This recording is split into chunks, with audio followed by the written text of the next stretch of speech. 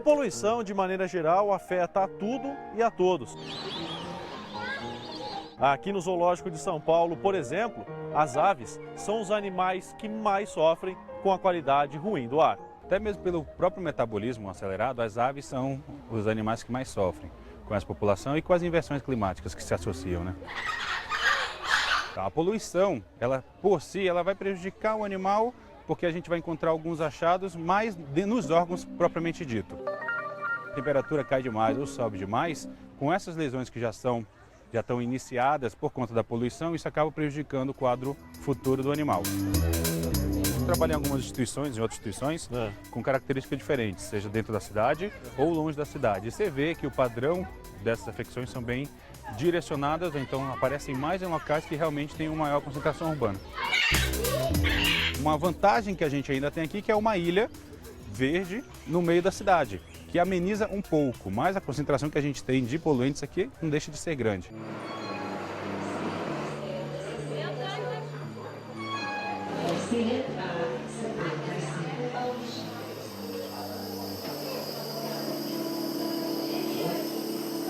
Ele tem exame pulmonar, teve pneumonia essa semana, então fica bem difícil a respiração dele. Muita poluição?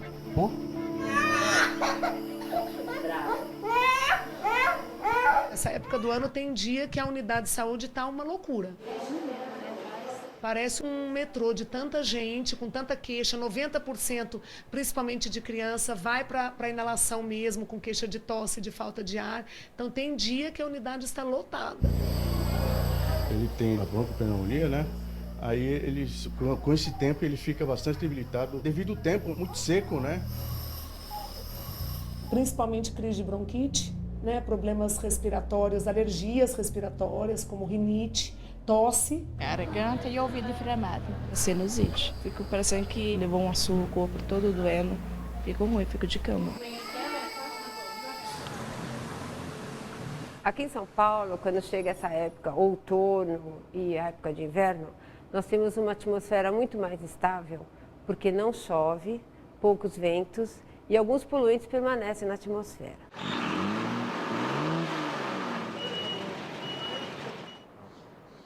É o fenômeno que fica o ar mais quente em cima e o mais frio embaixo. Geralmente, na atmosfera é o contrário. Perto da superfície fica mais quente, você vai subindo e vai estando mais frio. Sem nuvens, você tem mais perda radiativa durante a noite. Perda radiativa que eu falo é perda do calor. É visível, a poluição fica confinada na superfície. E você vai ver pelos chaminés das fábricas e tudo, que o vento está saindo bem fraquinho, que não está subindo muito, que ele não está correndo muito, então está aquele vento bem fraquinho. Então você vê que a poluição está bem confinada, dá para ver. Existe uma camada que você vê que é de poluição, de material particulado, que ela é muito visível, o pôr do sol, e fica até bonito. Uma coisa é o pôr do sol, que é sempre bonito, né? Que ele é focado, alaranjado no entorno, mas ao final do dia, quando você tem uma concentração de poluente, principalmente de material particulado grande, fica bonito até o céu, que ele fica alaranjado, numa faixa muito grande, uma coloração bonita que só cidades poluídas têm, que engana muito. É uma beleza cênica da poluição, né? Parte boa da poluição? Eu não sei se é a parte boa, mas podia se falar. Tem uma beleza cênica nisso aí. Engana muita gente.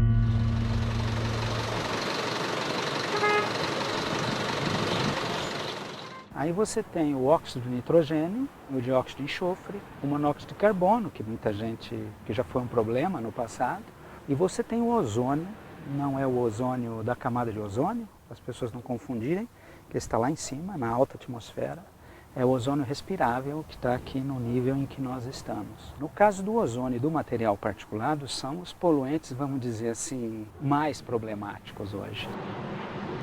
E essas partículas, por serem muito finas, né, partículas de 10 micra, elas são muito pequenas, uma inércia muito grande, elas permanecem na atmosfera e nós acabamos respirando essas partículas. E essas partículas são danosas para o nosso sistema respiratório, porque ao respirarmos essas partículas, elas acabam ficando no pulmão, nos alvéolos, e elas trazem muito problema para quem tem já rinite ou problemas respiratórios. Quando você vê em escala global, dos 20 maiores causas de morte no mundo, obesidade, sedentarismo, diabetes, hipertensão, diarreia, desnutrição, a poluição do ar está mais ou menos em 6º lugar, quer dizer, ele está nos 10 primeiras causas. Em escala da cidade de São Paulo, mais ou menos, a gente prevê, os nossos modelos prevêem um excesso de 4.000 mortes por ano, na região metropolitana um pouquinho mais de 7.000, no estado de São Paulo ao redor de 14.000 mortes prematuras por ano, por doença cardiovascular, infarto do miocárdio, infarto cerebral, pneumonia e asma e câncer de pulmão. A Organização Mundial de Saúde estima que mais ou menos 1 em cada 5 mortes por doença cardiovascular aguda seja devidas à poluição do ar. 16% dos cânceres de pulmão no mundo são atribuíveis à poluição do ar. E mais ou menos 12% da mortalidade por doença respiratória é devido à poluição do ar. O número em estimativa global são 7 milhões de mortes ano, mais do que malária e diarreia somados.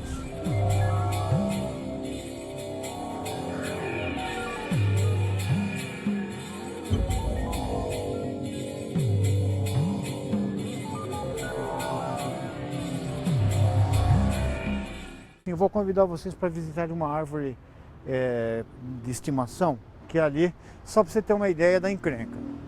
Nós vamos caminhar em direção àquele ponto de ônibus que está ali, onde fica a gente, e aqui fica muita gente doente. Isso aqui é líquen, é uma simbiose de fungo com alga. Você vê que o lado virado para o ponto não tem líquen. O lado que se esconde da poluição tem líquen. Esse lado é mais escuro do que esse lado aqui. Isso é a fuligem que ficou impregnada. Isso mostra que a gente está tendo um efeito tóxico por acúmulo de partículas. E ali vem da onde? Do ponto de ônibus onde as pessoas ficam paradas esperando.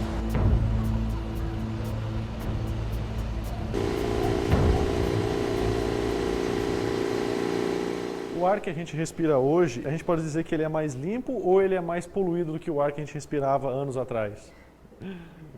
Olha, pelo que a gente tem de resultado, eu vou te dizer que muito mais limpo. Nós estamos trabalhando com padrões mais restritivos, né? Ou seja, se tolera muito menos poluente, né? Nós temos uma frota gigantesca na cidade, né? Que incomoda bastante e, no entanto, nós não ultrapassamos o padrão.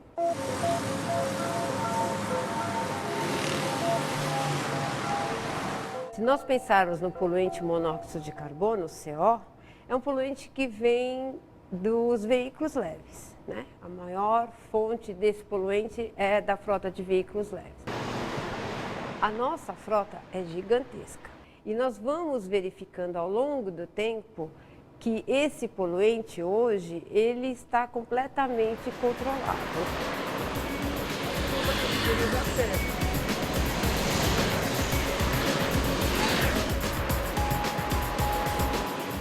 Hoje a gente tem a injeção eletrônica, tem os catalisadores, melhoria de combustível.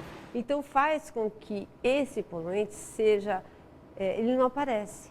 Então a gente pode dizer que melhorou e muito. Então alguns veículos que sobreviveram a essas últimas 4 décadas, eles emitem hoje 100 vezes menos poluente do que emitiam nos anos 80. Combustíveis mais limpos, veículos mais atualizados tecnologicamente, e conseguiram compensar o aumento da frota e cada vez mais carro passou a ser uma coisa mais comum, mais frequente e mais desejada.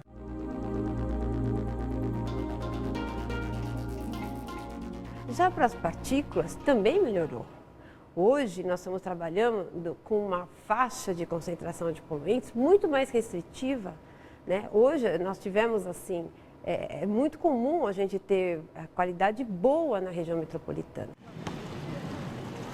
Qualidade boa significa que nós estamos dentro da faixa de padrões, né, que são normas internacionais, né? A Organização Mundial da Saúde, ela estabelece padrões e quando a gente tem qualidade boa em São Paulo, nós estamos trabalhando com uma qualidade, com uma segurança de saúde para toda a população. Em 2005, 2006, essa estratégia deixou de funcionar.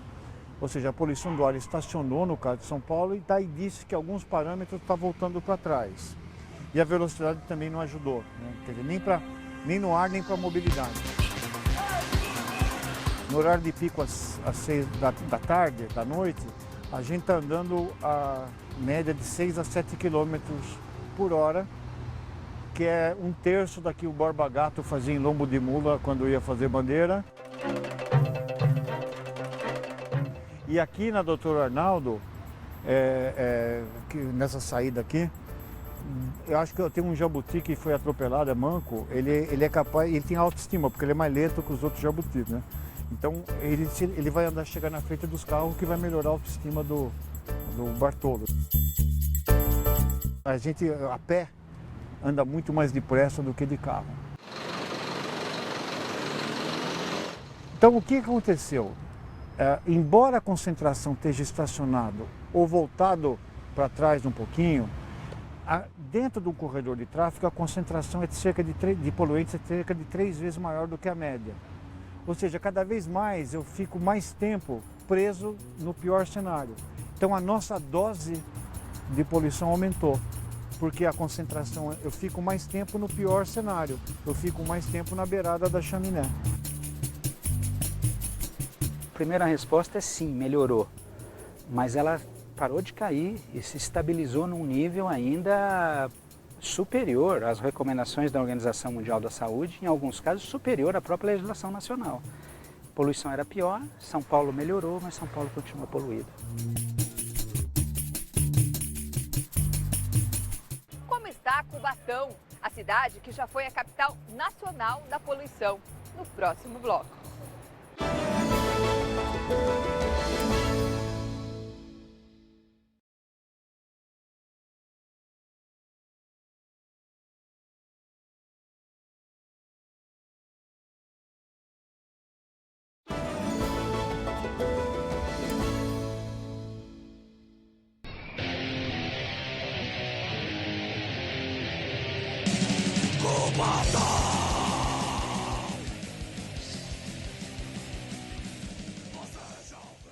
Eu sempre trabalhei com doenças do sangue e tinha um laboratório de pesquisa em São José do Rio Preto quando eu recebi o convite do professor Aziz Abissabia para fazer uma pesquisa em Cubatão para saber o que estava causando a morte de crianças recém-nascidas com anencefalia.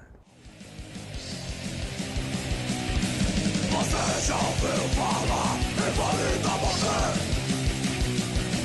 Você já ouviu falar em Cubatão? Esse processo já vinha ocorrendo há muitos anos. Mas naquele ano, que é por volta de 1981 e 82, nessa fase, houve, por parte do coveiro do cemitério de Cubatão, uma recusa de enterrar a 11ª criança que havia nascido no espaço de 1 ano com anencefalia. Você já ouviu falar em Cubatão? Lá ninguém respira puro. Aquele foi o momento da viragem de um processo, de uma poluição desordenada, de uma ocupação de espaços desorganizados. Nós analisamos cerca de 500 pessoas. Não foi fácil obter este sangue, uma vez que a população ela não concordava em se descobrir alguma coisa alterada lá, porque muitos deles perderiam emprego por conta de que poderia ser fechada alguma indústria, então tinha este temor. A minha sorte é que a pessoa que estava coordenando era muito meu amigo e se comprometeu a enviar uma parte dessas amostras de sangue. Caso contrário, eu não conseguiria. E quando nós terminamos toda essa análise, fizemos todos os cálculos estatísticos, aquelas coisas todas, nós chamamos a imprensa. Coisa rara naquela época, um cientista chamar a imprensa para soltar um resultado antes de publicar numa revista científica. O grande problema é o seguinte: se o embriãozinho de 1 mês ele não recebe o suprimento adequado de oxigênio, as suas células não vão se dividir adequadamente. E é justamente no primeiro mês de gestação que começa a formar o sistema nervoso central, que é muito sensível. Faltando oxigênio para formar o sistema nervoso central, vai ter como consequência a anencefalia.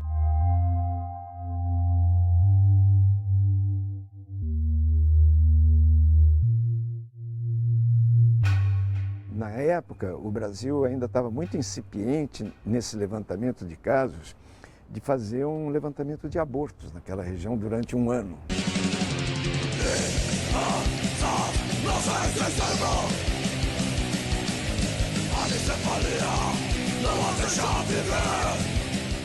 Ou seja, podem ter havido muito mais mortes. Muito mais situações, principalmente de doenças respiratórias, de doenças da pele também.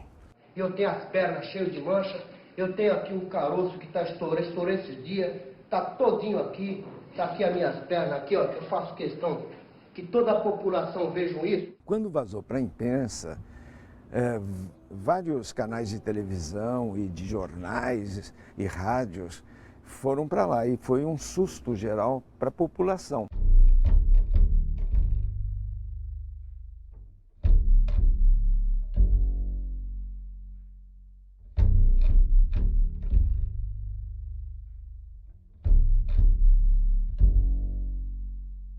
Aquilo ali era a vontade de Deus, segundo eles. Então era muito difícil você contrapor essa situação.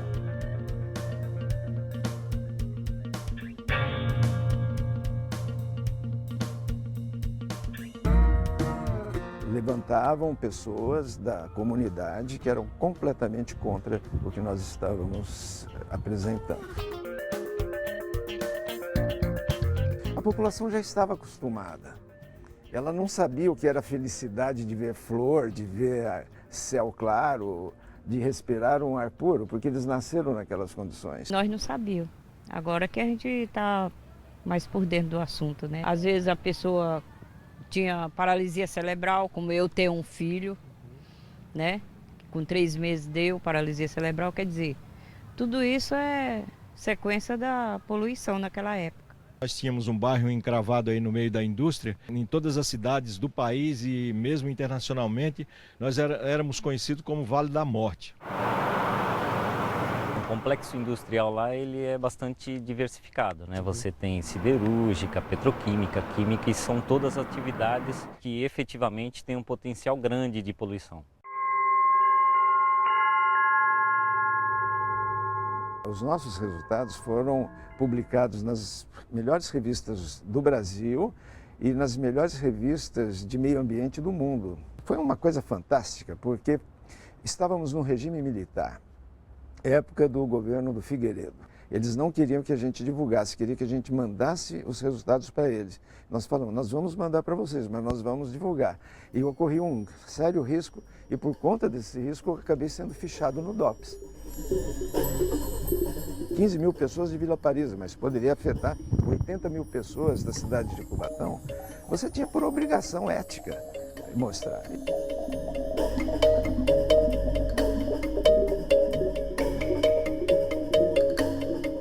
Quando essas informações vieram a público, elas vieram com tal consistência e com tais fatos provados que a população, especialmente do estado de São Paulo, ela ficou muito contrariada. O que se tinha fora da cidade uma verdadeira, vamos chamar assim, constrangimento, né?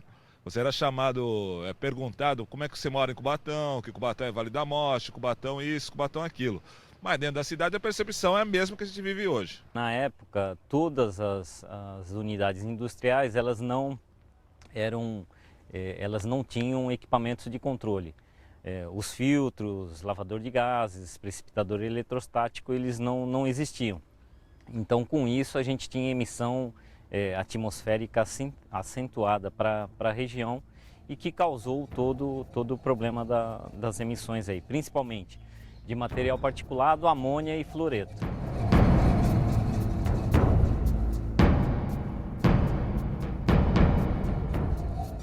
Eu acabei analisando rãs daquela região, porque a rã ela tem parte do seu desenvolvimento na água, parte na terra, e isto nos dava uma situação de avaliar num animal o que estava ocorrendo.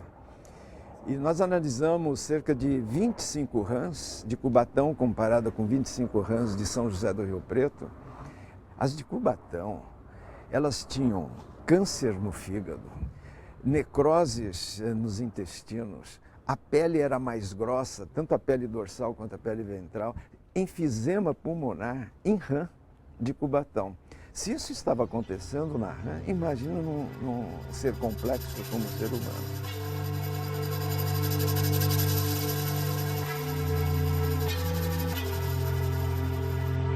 Você tinha muita emissão desses compostos, principalmente pelas fábricas de fertilizantes, que lá tem pelo menos 5 fábricas de fertilizantes e que tem potencial. Né? Então, com isso, provocou deslizamento, a Anchieta teve pontos de deslizamento lá no passado, então foi bem complicado. O óxido de enxofre, o gás de óxido de enxofre, ele sobe e ao subir ele se mistura com a água da atmosfera e forma ácido sulfúrico. E caía gotinhas de ácido sulfúrico sem que as pessoas percebessem. Dependendo do lugar, se a pessoa colocasse a roupa no varal, a roupa ficava furada e ninguém sabia por quê. Eu senti na pele o que é uma chuva ácida. Ela pinica e te irrita a pele. Agora, o povo de lá estava tão acostumado que isso daqui não era problema para eles. Hoje, os técnicos garantem que os níveis de poluição estão sob controle. Mas num dia ensolarado como esse, o céu que deveria estar completamente azul ainda tem muito cinza. A partir da identificação das fontes, nós exigimos das empresas toda a implantação de equipamentos de controle e isso se deu aí nas 2 décadas seguintes. Então, a partir de 92, nós já tínhamos praticamente todos os equipamentos de controle instalados. Hoje em dia, visto daquele tempo, nós estamos no céu, né? A poluição está matando Cubatão. A poluição está matando Cubatão. Tinha muito lançamento de efluente com óleo, né? Então ele ficava bem, não tinha peixe. Hoje você tem uma quantidade enorme de peixe aí. Nós tivemos isso evidenciado. Nós tivemos há 4 anos atrás um evento de um vazamento um acidente com um caminhão que vazou produto no rio e deu mortandade de peixe. Caramba, a quantidade de peixe nos impressionou, inclusive. Que peixes que não existiam antes. Sim, sim. Na época lá não se tinha vida aquática, né? Sim, sim. Até porque o óleo ele tira o oxigênio da água, né? E claro, com isso então você não sobra peixe, né? Ainda é poluída. Por mais que tenham feito, houve uma queda de 70%, mas ainda tem 30% daquele remanescente de poluentes. Por exemplo, por dia, só vou dar um dado para vocês, expeliam 2.000 toneladas de material particulado. Então, se você tem hoje algo em torno de 30%, hoje é por volta de 600 toneladas. É bastante. É muita. É um dos maiores do Brasil. A partir de 95, com a redução das emissões de amônia e fluoreto, nós tivemos a volta da vida na Serra do Mar. Tivemos um trabalho de replantio de toda a serra e hoje o resultado é excepcional. É evidente que flores voltaram a nascer em Cubatão, borboletas começaram a aparecer, essas coisas todas, mas ainda por muitos anos os resíduos vão ficar por lá. Cubatão tem mais de uma estação de monitoramento, né? Cubatão é medida a poluição dentro da cidade e numa região um pouco mais afastada, próxima ao conjunto das indústrias ali, e os níveis de material particulado em Cubatão são muitíssimo elevados, bastante elevados mesmo, muito superiores inclusive do que a São Paulo e a região metropolitana. São altos. É uma cidade poluída se você pensar em termos de material particulado. Uma coisa que chama atenção é que com todo esse problema lá da década de 80, a população ela acabou se conscientizando.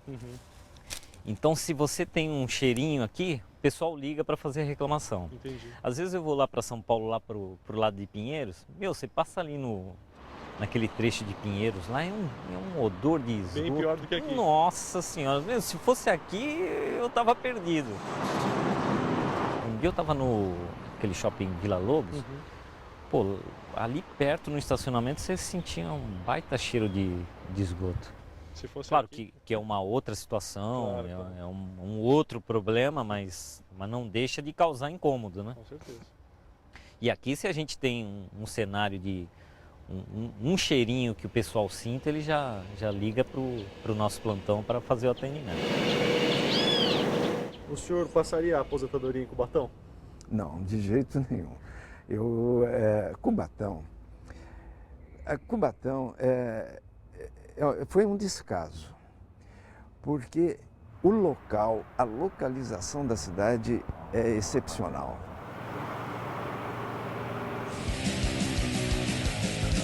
Em Cubatão, e nada podemos fazer. A poluição está matando Cubatão. A poluição está matando Cubatão. Você sabe que a maioria dos políticos de Cubatão, vereadores, prefeitos, não moram em Cubatão, eles moram em Santos. Eles não moram. O presidente da COSIPA, da CETESB, em Cubatão mesmo só fica o povo. Ninguém mora. Ninguém mora. A autoridade não mora em Cubatão. De jeito nenhum. E é incrível, né? Porque naquela época, esses caras aqui, eles faziam de tudo para encobrir o problema. Olha, os caras não moravam lá, né? Vai na poeira, para o pulmão, numa lua de mel. Em Cubatão,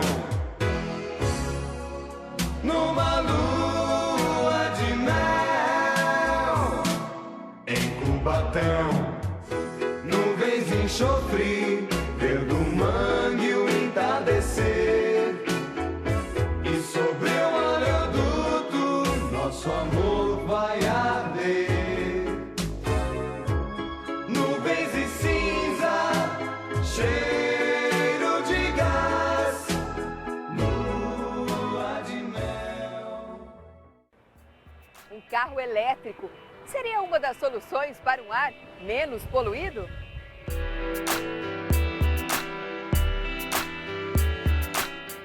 E você, o que pode fazer para diminuir a poluição? Daqui a pouco.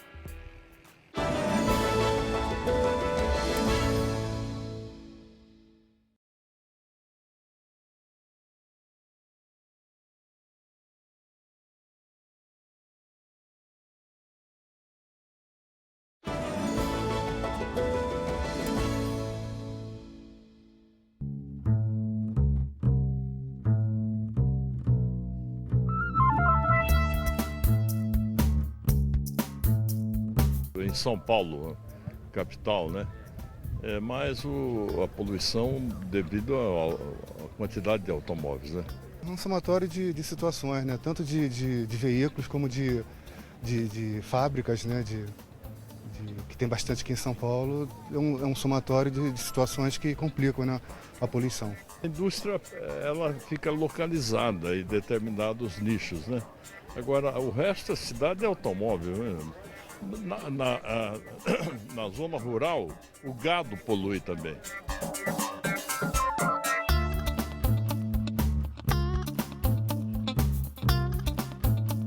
No ranking das mudanças climáticas, os recordistas são Estados Unidos e a China. Só esses dois países são responsáveis pela emissão de 50% desses gases que ficam presos na atmosfera.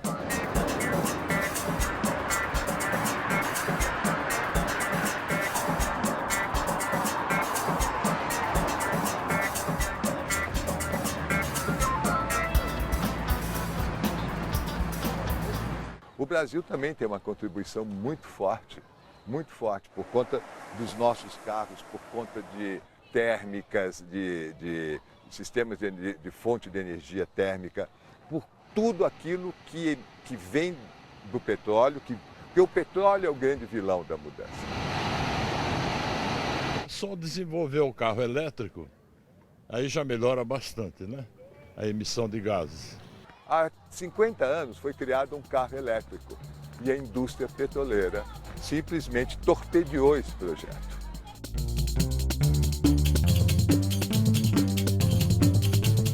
É só entrar no carro que a gente já começa a perceber as diferenças.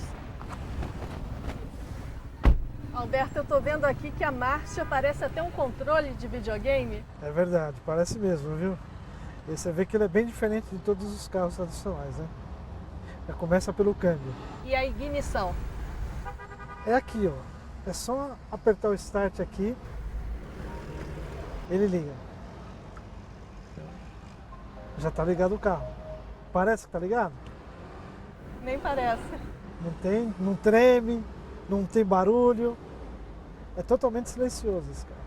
Uma maravilha para dirigir. Uma maravilha. Ainda mais no trânsito, na confusão de São Paulo. Exatamente. Esse é um carro que não te deixa estressado. Além dele ser bonito, confortável, e ele também é ecológico, que não polui. Quer dizer, a gente viu todas essas diferenças, mas a principal é que ele é um carro ecológico. Exatamente. O carro elétrico, que é possível, que está começando a ressurgir. Por quê? Porque talvez a ficha esteja começando a cair para algumas indústrias. E quando que começou esse programa de táxis elétricos? Olha, isso foi um projeto lançado em São Paulo em junho de 2012. E quantos táxis elétricos estão rodando em São Paulo? Agora, atualmente, 10. Tá? Eles colocaram 10 unidades desse aqui rodando em São Paulo. Tudo em caráter experimental? Pouco, tudo em caráter experimental. Foi feito um levantamento dos taxistas em São Paulo, somente de frota, tá? E foi escolhido um motorista que tivesse um perfil para ele. E a gente fez um curso na Nissan antes de pegar, né? Eu fui o primeiro a conduzir o carro elétrico no Brasil. Quanto que você economiza com esse carro? Já fiz um cálculo, segundo também o pessoal, engenheiros da Eletropaulo. Olha, esse carro, ele não vai água, ele não vai óleo, ele não tem filtro e não tem correia dentada. Aquelas coisas que todos os carros comum tem quando você precisa fazer a revisão, manutenção que seja. Para mim rodar, para mim carregar a bateria desse carro, que me dá uma autonomia de 160 km. Quer dizer, você consegue rodar até 160 km sem recarregar. Exatamente. O meu custo é de apenas R$6. Você tem ideia de quanto que custaria um carro desses no mercado? Aqui no Brasil, por exemplo? Olha, aqui no Brasil, você sabe, né? Nós temos aqui uma taxa tributária muito alta. Esse carro na Europa, ele custa em torno de R$65 mil, 30 mil dólares, vamos falar. Aqui, ele não chegaria por menos de 160 mil. Porque eu sei que mesmo com esse preço, com a economia que esse carro tem, o custo-benefício dele é muito bom. Olha, eu estou com 61 mil quilômetros rodados. Sabe quantas vezes eu fui para revisão? Quantas? Nenhuma. Mas é uma maravilha. Não tenho que trocar.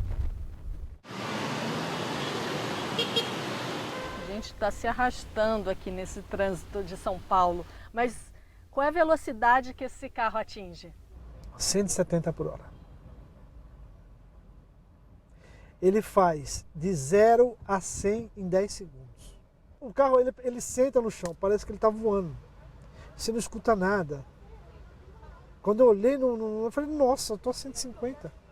Não parece. Todo mundo tem vontade de ter um carro desse. Não tem um que não tem vontade. Principalmente as mulheres. É um carro fácil de dirigir. Não tem segredo. Esse carro é excelente.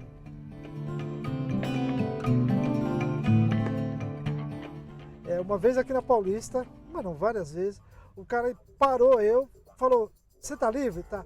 Cara, eu não preciso de táxi, mas eu quero dar uma volta no seu carro, porque eu sei que ele é elétrico. Eu quero conhecer ele. É uma recarga rápida que me dá uma autonomia mais ou menos de 70 a 80 quilômetros. E o que você chama de recarga rápida? Quanto tempo? Porque em meia hora eu carrego. E o outro seria? 6 horas, que já carrega 100% das baterias. Com essa recarga rápida? Essa aqui já não carrega 80% das baterias. Aí você consegue rodar? 80 quilômetros mais ou menos. Quer dizer, para você que é taxista, corrida mais longa já complica? Já complica. Aí tem que ter uns pontos desses para a gente carregar. E por enquanto são poucos. Quantos são? São 5 de carga rápida. E aí você procura pegar corridas mais curtas? Exatamente. Já não dá para viajar, né? Já não dá para sair fora de São Paulo. Trabalha menos, mas ganha mais também, né? Com certeza. A economia é grande, como eu te disse, né? Vale muito a pena. Com toda essa economia, a corrida sai mais barata? Olha, deveria, né? Deveria sair mais barata. Mas o valor do taxímetro é o mesmo. Não carro, muda? Não muda. Para táxi comum.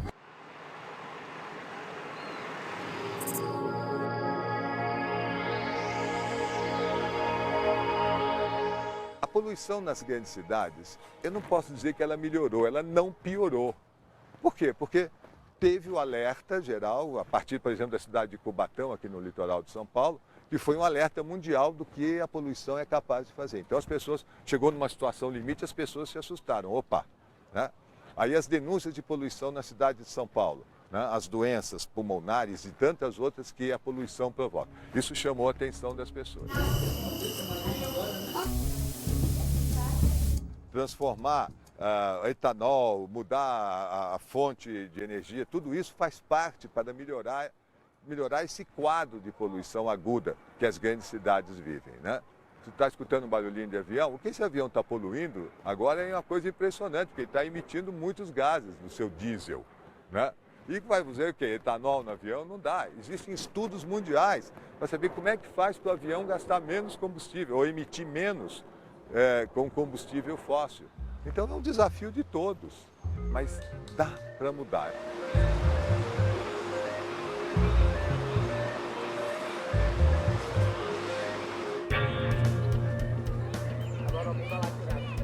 Um espaço bastante arborizado, né, dá a sensação para a gente de um clima bom, né, de um ar mais limpo. É impressionante, né? Você vem aqui querendo respirar melhor e, no entanto, o índice de poluição aqui é maior, né? É bem complicado. Todos os parques de São Paulo, na região central, são envolvidos por corredores de tráfego. Então eles não são isentos de poluição. Mas a gente já comparou. Fazer exercício no parque, pelo excesso de ventilação e poluição que você tem, eu calculei para mim que ando de bicicleta, eu perco uns 6, 7 meses de vida. Mas por eu fazer exercício, eu vou ganhar 3. Então, eu calculei que eu estou com um saldo positivo de 2 anos. Quer dizer, a pior coisa é você ficar sedentário e ainda respirando poluição. Essa poluição que a gente vê aqui é muito protegido por essas árvores. Então as pessoas têm essa sensação de que ao vir para um parque como o Ibirapuera, elas se sentem protegidas por conta das árvores. Porque as árvores têm uma missão mesmo de sugar o gás carbônico pela fotossíntese que provoca e criando o oxigênio. A gente continua aqui andando no final de semana, sempre quando puder a gente vem dar uma caminhada mais cedo possível para encontrar menos poluição possível. Que é o único lugar que eu tenho para correr perto de casa e perto do trabalho.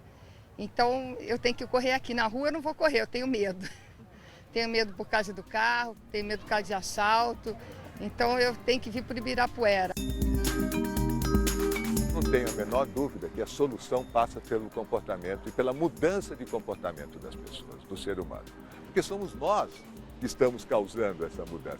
Somos nós que emitimos esses gases.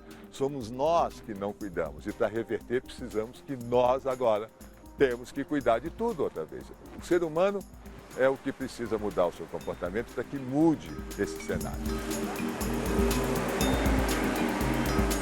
A poluição, como se fala poluição, é um nome que é usado para caracterizar esse ar difícil que existe nas grandes cidades, né? Então é um nome, poluição, que é causada pela emissão de gases, do carbono e outros gases. Outro nome da poluição, quando você pensa no planeta Terra, é mudança climática.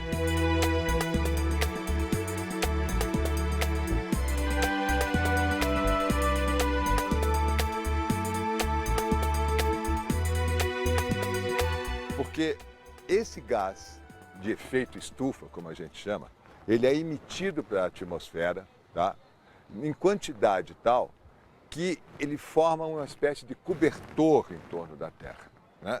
Então, os raios solares entram e por um processo químico, devido a esses gases, não conseguem sair. Então, o que acontece? Vai criando um calor dentro da Terra, dentro da atmosfera da Terra, um calor muito forte, que vai transformando o clima do planeta.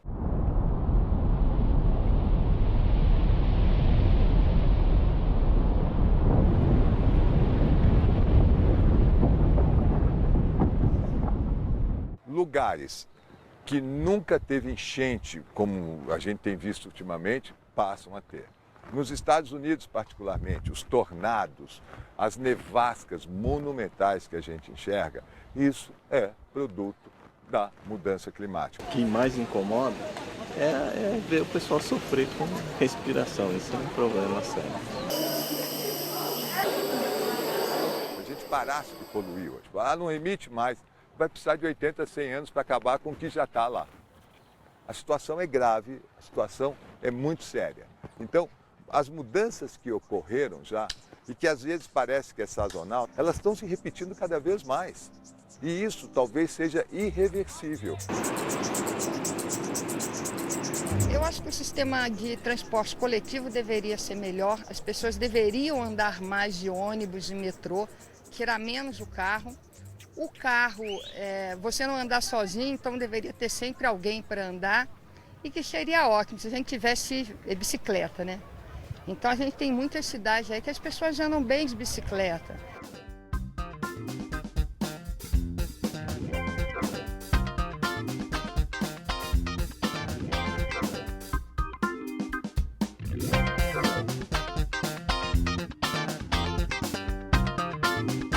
Eu acho que, por mais que tente incentivar aí o uso de bicicletas, a cidade ainda não está preparada para isso.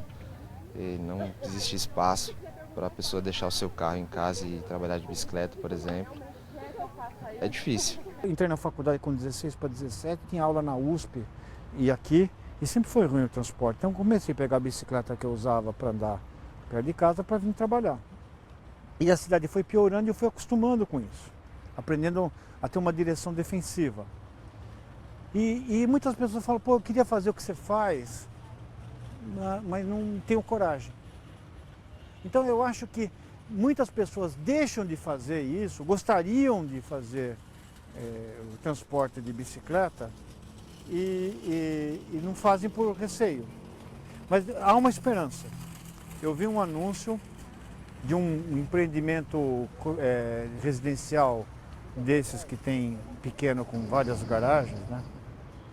Mas que aparece um indivíduo de terno com uma bicicleta, mostrando que você... Porque nessa avenida em particular tem uma ciclovia. Existe alguma cidade, uma grande cidade no mundo que seja hoje exemplo? Eu não quero falar de Amsterdã, de Zurique, porque vou dizer que eu estou falando de cidade de presépio, né? Mas Santiago do Chile fez uma lição de casa boa. Cidade do México está fazendo uma lição de casa boa. Curitiba, com aquele sistema que ainda não, conforme muda o prefeito, se valoriza mais ou menos, né? Ela tem níveis de qualidade do ar bem razoáveis. Então eu acho que existem exemplos. Sorocaba, em São Paulo, que fez o maior plano cicloviário, 20%. Você imagina o cara, bicicleta, né? Hoje é coisa de ativista, de abraçador de árvore ou de cara rico.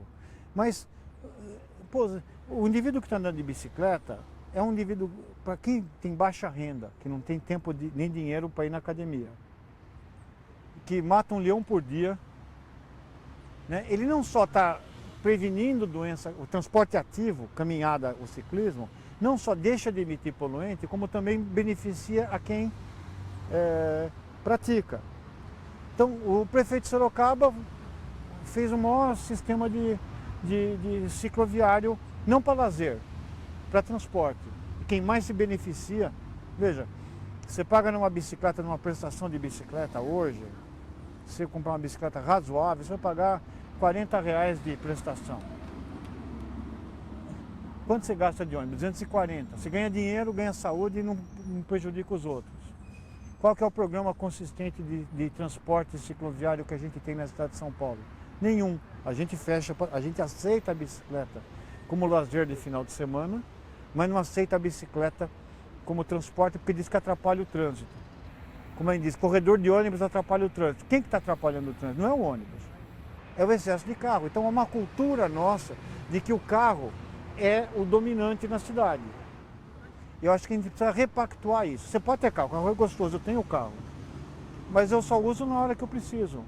Ou de noite, quando eu vou viajar, mas eu não preciso levar 1000 kg de lata junto para todo lado. A gente estava falando de transporte ativo, né? Quer dizer, você ajuda, o indivíduo economiza dinheiro, ganha saúde e não prejudica a saúde dos outros. E alguém já fez conta disso, né? Uma estrutura cicloviária segura, onde o ciclista não esteja em contato direto com os veículos, pelo menos nas vias de alto tráfego, num recente estudo europeu, que foi publicado na revista Environmental Health, mostra que para cada euro investido em estrutura cicloviária segura, você ganha 20 euros em 10 anos. Isso é um bom investimento. Então, não é que todo mundo vai andar de bicicleta, mas o potencial para transporte cicloviário em São Paulo, que hoje é menos de 1%, pode ser chegar até 10% das locomoções. 10% é quase um feriado. Quer dizer, a gente acha a cidade muito mais gostosa no feriado, mas 10% da frota saiu. Todo mundo, quer dizer, você tem uma qualidade, mesmo para quem usa o carro, uma estrutura cicloviária grande vai ajudar. E, na minha opinião, a saúde humana e qualidade de vida devia ser o elemento integrador de várias políticas públicas. Quer dizer, como médico, um biólogo de um bicho só, eu acho que está no momento da gente fundar a Sociedade Protetora do Ser Humano. Quais seriam as 3 medidas mais urgentes, indispensáveis para a gente diminuir a poluição, pelo menos aqui na cidade de São Paulo?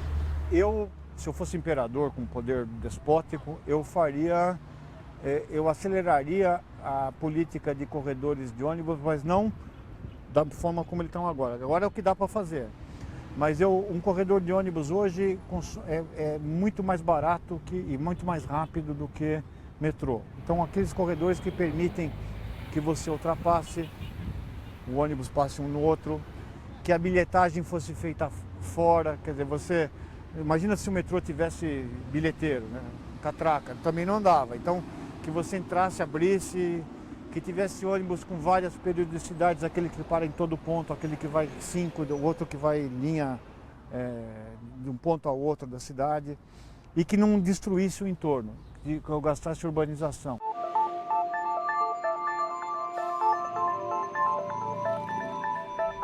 No segundo, eu investiria maciçamente em combustível de baixa emissão e com neutro em carbono. Eu incentivaria combustíveis de biomassa, eletricidade, híbridos, o que vai mais ou menos contra hoje o movimento nacional. Quer dizer, a gente hoje imagina que o petróleo, além de ser petróleo, vai resolver a educação, a segurança pública. A gente coloca no petróleo valores que ele não tem. E eu montaria um projeto de ciclovias para transporte, não só para lazer. Embora de lazer ajude, porque o indivíduo que hoje anda de carro, no final de semana ele é capaz de ter subido em cima de uma bicicleta. E eu noto que há um maior respeito ao ciclista hoje do que havia tempos atrás, porque o indivíduo vestiu a fragilidade da bicicleta quando ele estava no domingo andando com a família dele. Dá para levar essa vida sustentável, com certeza. Agora, tem que ter, tem que estar conscientizado, tem que ter a força de vontade para mudar. Porque significa se privar de algumas coisas, com certeza. Ah, um carrão bacana, super... Não preciso de um carrão bacana, eu preciso de um carro para me locomover. Até que tenha transporte coletivo, que eu possa trocar o carro por ele. Eu estou fazendo a minha parte.